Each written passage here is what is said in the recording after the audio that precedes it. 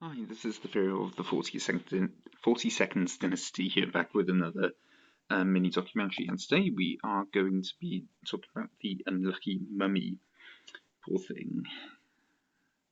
Okay, and there's a picture of it there. And the truth is that it was part of a wooden and plaster mummy board with protruding hands. And what it is, and what mummy board was, is that the deceased would be there, and the mummy boards would lie on top of it, more or less like a death mask. And then the sarcophagi would be placed on top of that again. It's dated to around 950 BC. It belongs to a rich woman. Oops. It's on display in the British Museum in London. And it's called the Unlucky Mummy because it has a reputation of bringing misfortune. And the British Museum acquisition date is 1889, and we will talk about the misfortune now, which is the curse. It's cursed mummy. It belongs to Princess Amun-Ra. It's said to have been bought by 4 young English Egyptologists in the late 1860s or 70s.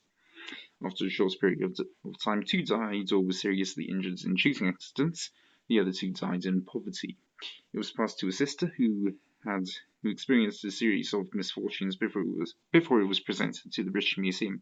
In fact, a medium came and told her it was cursed. It was on the RMS Titanic and caused it to sink. That is because there was an American entrepreneur who wanted to buy the mummy as he wanted to see it, so they put it on the Titanic and sailed it over, not knowing that it would sink. And and they managed to rescue it when the ship sank, so they could still make money out of it. Make that what you will. And the corrections of the case. It never left the British Museum until 1990, which is just over 100 years since its acquisition date.